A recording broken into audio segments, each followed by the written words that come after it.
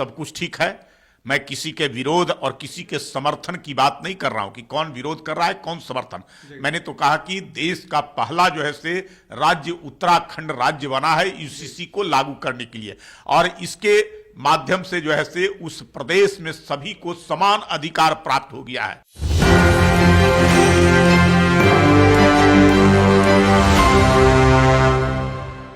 नमस्कार, एक न्यूज़ 24 देख रहे हैं। यहाँ पर मैं हूं आपके साथ सितेश सिंह। आपको बता दें कि यूसीसी की लगातार जो मांगे चल रही थी, लगातार लड़ाई के बाद उत्तराखंड ने इसे पेश कर दिया है। अब उत्तराखंड में ये कानून लागू हो गया है, लेकिन बिहार में भी इसको लेकर जोरदार मांगे चल रही हैं। बीजेपी इसे लागू करना चाहती, तो वहीं जेडीयू इसका विरोध कर रही है। जेडीयू का कहना है कि कहीं ना कहीं मुस्लिमों पर यह थोपा गया है और बिहार में यह लागू नहीं होगा।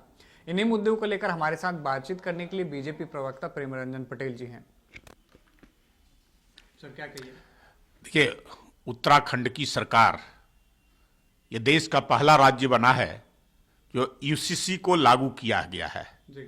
और इसके आधार पर, चाहे वह लिंग के आधार पर हो, जाति के आधार पर हो, समुदाय के आधार पर हो, धर्म के आधार पर हो, किसी प्रकार का कोई विभेद किसी के साथ नहीं होगा।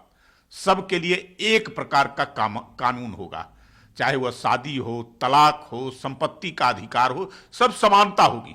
सबको एक समान जो है से इसके, और ये कोई कानून से बाहर जाके नहीं किया गया है। संविधान की धारा 44 के तहत जो है से इस यूसीसी को लागू किया गया है। जो अधिकार दिया गया है उस अधिकार के तहत ही सब लोगों को लिए समान अधिकार जो है से उसके तहत प्रदान, ये एक नजीर है।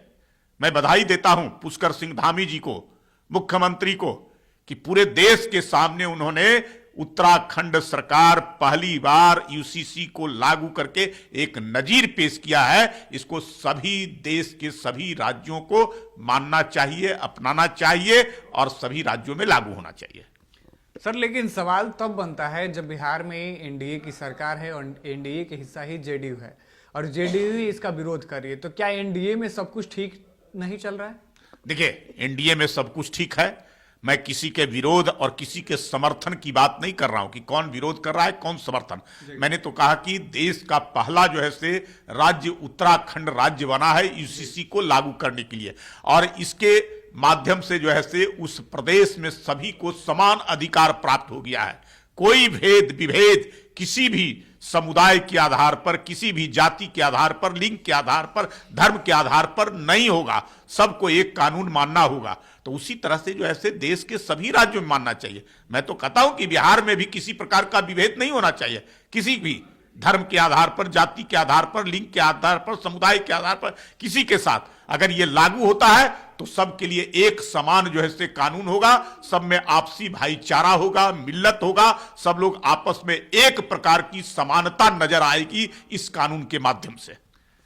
सर, लेकिन ऐसे में आप बातों से मुकरने की कोशिश कर रहे हैं। अगर ऐसे में विपक्षी पार्टियां ये सवाल उठाती तो लाजमी था, लेकिन एनडीए के हिस्सा भी जेडीयू है और जेडीयू अभी एनडीए के साथ अभी बिहार में सरकार चला रही है। नीतीश कुमार को भी उन्होंने एनडीए की ओर से दावेदारी पेश कर दिया गया है कि नीतीश के अधीन ही सरकार, यानी फिर से 25 में चुनाव लड़ा जाएगा। अब चुनाव लड़ा भी जाएगा और नीतीश कुमार के अधीन लड़ा जाएगा, नीतीश कुमार के नेतृत्व में लड़ा जाएगा। लेकिन नीतीश कुमार की पार्टी ही जब ऐसे में इसका विरोध कर रही है, तो क्या बीजेपी बिहार में लागू कर पाएगी? मैं किसी के विरोध और समर्थन को लेकर करके बातें नहीं कर रहा हूं। मैं तो समानता के अधिकार की बात कर रहा हूं। और जिस प्रकार से यूसीसी के माध्यम से कोई विभेद किसी के साथ, किसी व्यक्ति के साथ नहीं हो रहा, सभी व्यक्तियों के लिए, सभी समुदाय के लोगों के लिए, सभी धर्म के लोगों के लिए एक समान अधिकार, तो उस अधिकार की मैं बात कर रहा हूं कि अगर यूसीसी लागू होता है तो सब लोग जो है से आपस में भाईचारे के साथ, मिल्लत के साथ एक साथ रहेंगे, सब लोगों में समानता नजर आए। कहीं किसी प्रकार का जो है से मतभेद नहीं होगा, विभेद नहीं होगा। किसी को यह नहीं लगेगा कि मेरे लिए कोई अलग कानून, उनके लिए कोई अलग कानून, ये नहीं होगा। समान नागरिक संहिता इसी को दर्शाता है, सबको आपस में समानता का दर्जा देने का। तो हमारे साथ थे बीजेपी प्रवक्ता प्रेमरंजन पटेल जी, जिनका कहना था कि पार्टी अभी भी कोशिश कर रही है और पार्टी की यही चाह है कि सबको समान कानून और समान अधिकार मिले। लेकिन वहीं बिहार में अगर जेडीयू की बातचीत की जाए तो जेडीयू इसका विरोध कर रही है। अब ऐसे में सवाल ये बनता है कि आखिर जेडीयू लगातार विरोध क्यों कर रही है भाजपा का? इसमें वन नेशन वन इलेक्शन की भी बात जब आई तो जेडीयू ने इसका विरोध किया था। अब लगातार यूसीसी की बातें चल रही, तभी भी जेडीयू विरोध कर रहा है। आखिर नीतीश कुमार के मन में या फिर जेडीयू के मन में ऐसे सवाल क्यों उत्पन्न हो रहे हैं? अभी के लिए फिलहाल इतना ही। देखते हैं एक न्यूज़ 24।